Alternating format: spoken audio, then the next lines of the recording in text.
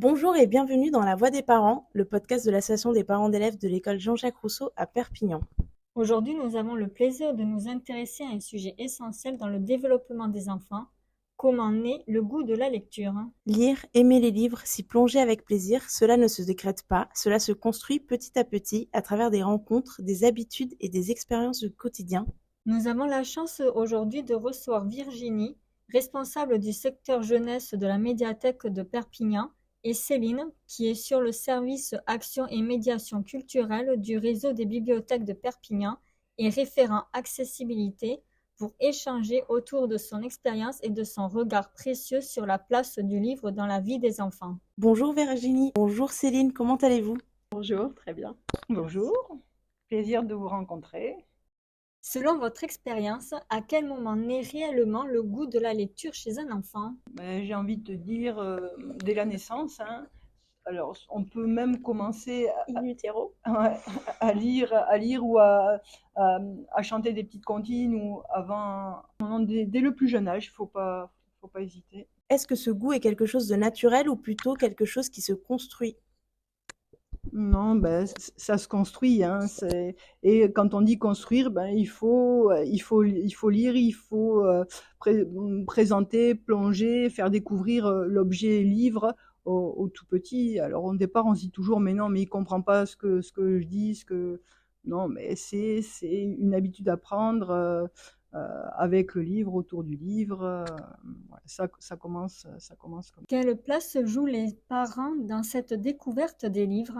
Les parents jouent une place essentielle puisque ce sont les premiers éducateurs de leurs enfants. Donc c'est vraiment à eux de montrer l'exemple et de lire le plus tôt possible des histoires avec leurs enfants.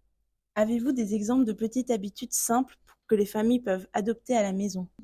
Bien sûr, on a tous entendu parler de l'histoire du soir, hein, ce petit rituel où on lit une histoire ou un petit bout d'histoire avant d'aller se coucher.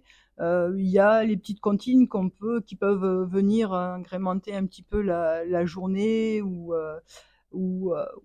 une activité ou des petites choses comme ça. Donc voilà, ça peut commencer par le soir, la lecture du soir. Mais après, j'ai envie de dire, il n'y a pas vraiment de moment, hein. L'enfant, il vient, il apporte un livre, tu me lis un bout, ou nous, hein, tiens, regarde, j'ai ça, ou je viens d'acheter ce livre, ou on l'achète ensemble, ou on va à la médiathèque, et voilà. Regarde, alors quand il est tout petit, il va pas de suite choisir ses propres livres, hein, mais voilà. L'accompagner. Comment la médiathèque accompagne-t-elle les enfants dans leurs premiers pas avec les livres? Alors, on propose toutes sortes d'actions, hein, dans nos murs et hors les murs, et avec différents publics ou différentes institutions. Quelques exemples. On propose par exemple tous les mercredis matins à la médiathèque un temps dédié aux 0-4 ans, parents-enfants, où on propose en fait en alternance ce qu'on appelle les ateliers petits petons, c'est-à-dire que c'est un temps d'échange de lecture individuelle parents-enfants accompagné d'un bibliothécaire. Le bibliothécaire a fait une petite sélection et il met à disposition des bacs et tout ça. Et le principe, c'est le parent ou l'enfant, il vient, il attrape un livre, tiens, tu me lis une histoire, tu me lis un bout d'histoire. Certains mercredis, c'est dédié aux jouets, aux jeux symboliques. Du coup, on met en place toutes sortes d'espaces. Et donc, du coup, pendant 1h30, 2 heures, en accès libre, parents, enfants, on est là au milieu dans l'espace, et ils vont d'un lieu, d'un jeu à un autre. Du coup, la rencontre se fait entre enfants, entre parents. Voilà. On a un autre atelier autour de la lecture, ce qu'on appelle graines de petits lecteurs, c'est-à-dire que là, c'est plus sur une thématique. Et un peu plus le bibliothécaire a lui plus sur des lectures collectives ou des choses comme ça. Voilà. Et après, sinon, en partenariat, on travaille avec l'association d'orthophonistes Apollo, où on va lire ou on va intervenir dans les maternités de Perpignan. On accueille ou on va aussi dans toutes les structures petite enfance, pas mal de structures de petite enfance de la ville, que ce soit les crèches, les haltes garderies, les relais. Voilà. propose des fois des spectacles tout petits. Il y a vraiment plein de choses qui sont proposées. Aujourd'hui, qu'est-ce qui peut freiner les enfants dans leur envie de lire? Alors aujourd'hui, on se bat contre les écrans, beaucoup.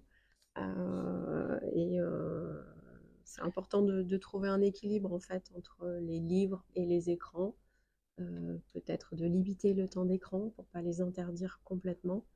Mais en tout cas, prendre du plaisir autour du livre entre le parent et l'enfant. Donc, il faut déjà que le parent éprouve du plaisir en lisant avec son enfant, pour que lui-même ait envie aussi de lire. Et je dirais un petit peu, entre guillemets, hein, la difficulté d'aujourd'hui, c'est qu'il y a une multiplicité d'offres qui n'existait pas il y a quelques années. Il n'y a pas que les écrans, mais voilà, à disposition des enfants maintenant, il y a tellement de choix que le livre, il est là aussi, mais parmi une proposition qui est foisonnante. Donc, Comment peut-on leur redonner le goût de la lecture quand ils s'en éloignent? eh ben, c'est en le mettant en contact avec le livre. Hein. Il n'y a pas d'âge pour se faire lire, pour qu'on te lise une histoire. Hein. C'est même en tant qu'adulte. Hein. Je ne sais pas si vous avez réessayé un petit peu l'expérience, mais c'est très très chouette, même en tant qu'adulte, de se faire lire une histoire.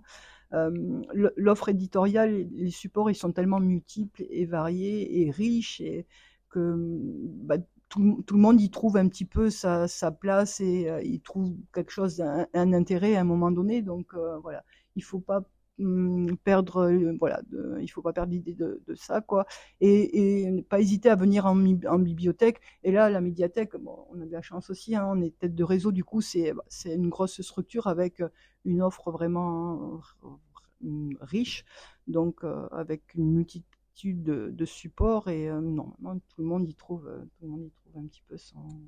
Et je voudrais juste rajouter, le livre peut aussi être revisité avec un spectacle en fait. Et ça peut être l'occasion de donner envie de lire un livre après avoir vu le spectacle aussi. Ça peut être une autre expérience autour du livre vivant. Et on a bien des livres aussi ou des dessins animés où c'est le dessin animé qui commence et après c'est le livre qui naît, ou le manga ou une bande dessinée. Et des fois c'est l'inverse en fait, c'est le dessin animé qui va naître d'une histoire.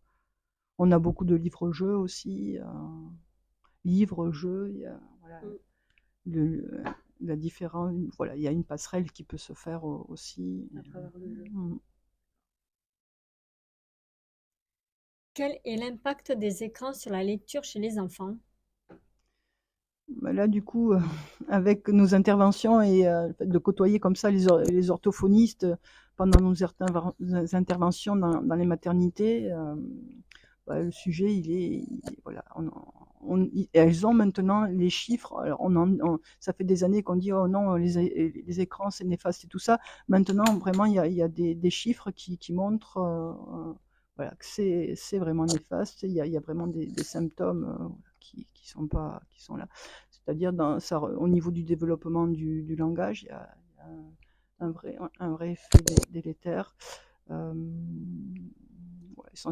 Essentiellement là-dessus, et puis il s'enferme un petit peu dans un monde. Et puis l'enfant, quand il commence, il a besoin de découvrir en touchant, en suçant, en écoutant, en sentant. Et un écran, il n'y a pas cette interaction possible. En manipulant, en sautant, en roulant, et tout ça devant un écran, tu ne fais pas quoi. Hein. Donc du coup. Est-ce forcément un frein ou peut-on aussi trouver un équilibre entre l'écran et le livre?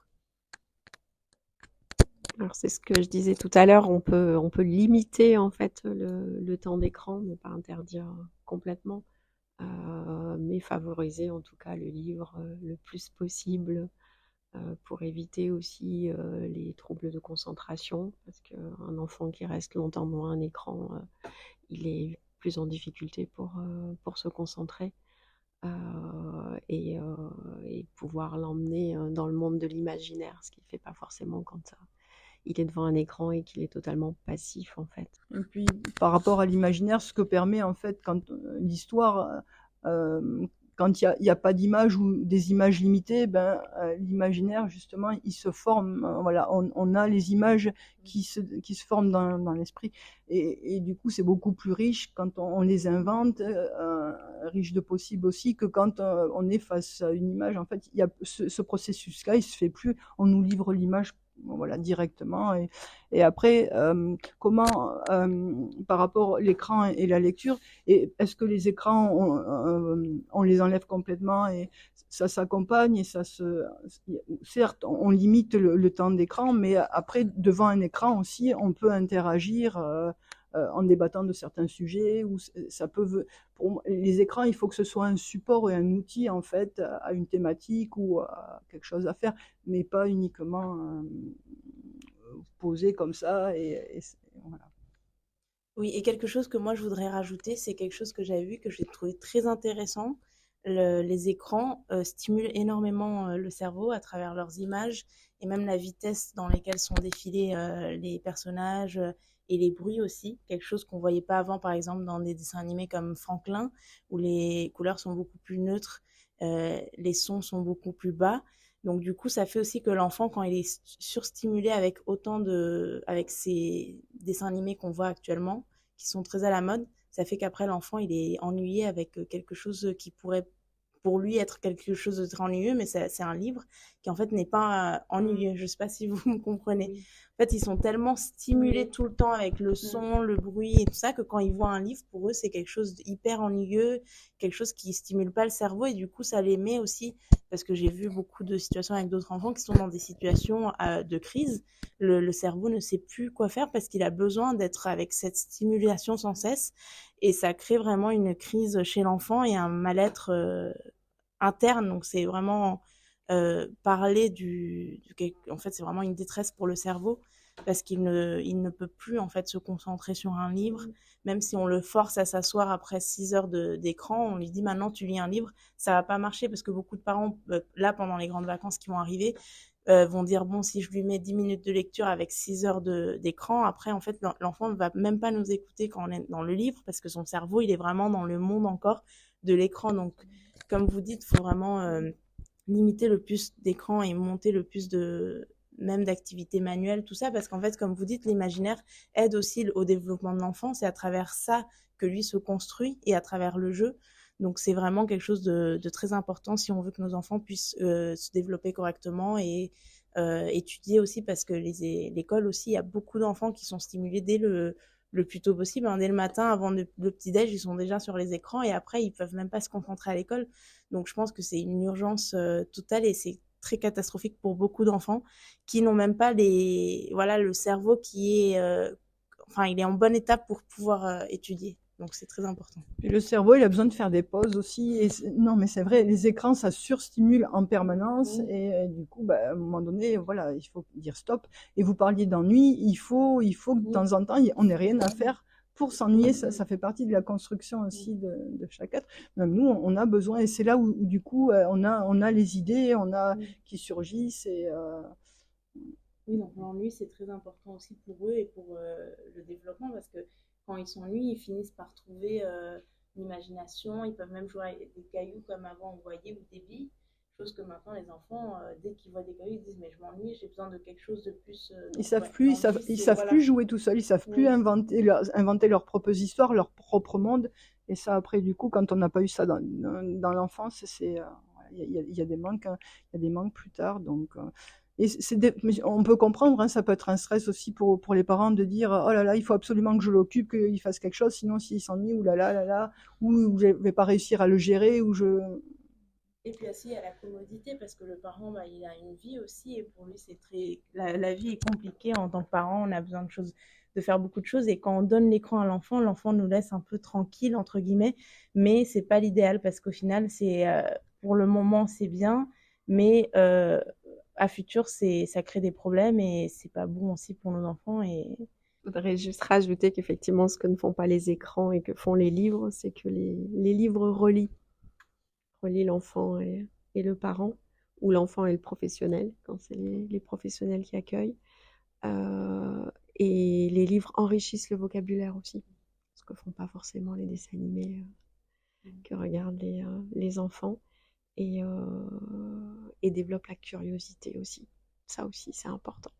Quelque chose aussi qu'on avait pensé, c'est qu'il faudrait peut-être que les adultes interagissent avec les enfants pendant le temps d'écran, comme par exemple chercher un objet de telle couleur qui correspond à ce qui serait montré à l'écran, ou peut-être, par exemple, si on voit dans l'écran un cercle bleu, peut-être dans la maison chercher un cercle bleu comme à l'écran, ou peut-être après en parler de ce qu'on a vu dans le dessin animé et pouvoir réécrire l'histoire, peut-être lui dire, et toi, qu'est-ce que tu aurais fait si...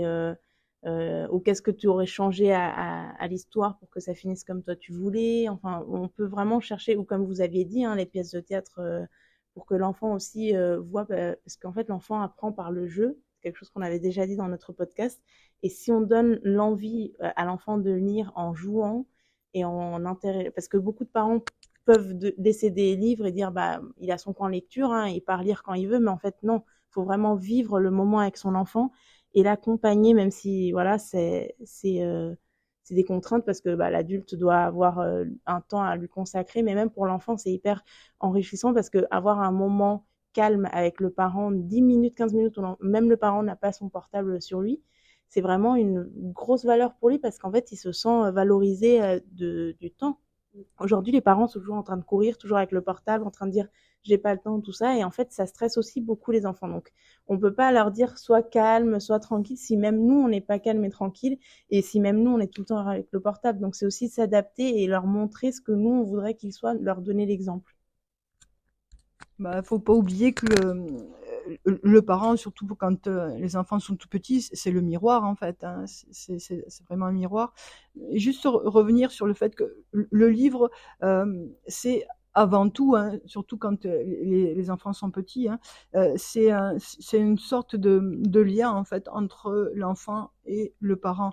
C'est pas dire tiens je te donne un livre à lire dans ton coin et non non non. Le plaisir de l'enfant, c'est en fait la lecture, l'histoire, ça crée un petit moment privilégié entre l'enfant et le parent. On lit rapproché, on est vraiment en contact l'un avec l'autre. Et c'est cette petite bulle-là, c'est ce moment-là aussi qui est important pour l'enfant, ce qu'il recherche, notamment au tout début, quoi, quand il est petit. Si vous deviez donner 3 conseils simples aux parents pour donner envie de lire à leurs enfants, lesquels seraient-ils? Bah, je pense après, bon, sans porter de, le livre, il faut qu'il soit présent. Hein. On peut pas dire à un enfant, va lire si il voit jamais ses parents lire. C'est un petit peu compliqué aussi. Donc, un conseil, c'est le mettre en présence de livres. On a parlé déjà un petit peu des différentes formes et supports qui existent. Donc, c'est diversifier les formes, les temps, les supports. Là, on vient la semaine dernière, il y avait la fête du livre vivant là, sur Tuire. Il y a une sélection d'albums de livres qui ont été faites, et après, ces livres-là sont proposés à des professionnels du spectacle, et ils sont mis en scène. Donc c'est une autre forme aussi, hein, où on commence par le spectacle et après ça peut amener sur le livre, mais on peut commencer sur le livre et ça peut voilà dire. Il y a plein de formes. Merci beaucoup pour cet échange riche et inspirant. On retient que le goût de la lecture se construit dans les petits gestes du quotidien, dans la présence des adultes, dans la curiosité partagée et dans les lieux comme la médiathèque qui ouvrent des portes vers l'imaginaire. Merci à la médiathèque de Perpignan pour son accueil et son engagement auprès des enfants et des familles. Et merci à vous, chers auditeurs, de nous avoir écoutés. On se retrouve très bientôt pour un nouvel épisode de La Voix des parents. Merci beaucoup, Céline et Virginie. Avec plaisir, merci à vous. Et j'espère vous revoir à la médiathèque. N'hésitez pas à venir. Nous, on est ouverts tout l'été. Cet été, on lit, même à la plage. On propose des activités, des ateliers. On a la clim, il fait frais, donc des fois quand il fait trop chaud dehors, voilà, n'hésitez pas à venir pousser aussi notre porte. On propose des choses pour les tout petits et pour les plus. Merci beaucoup.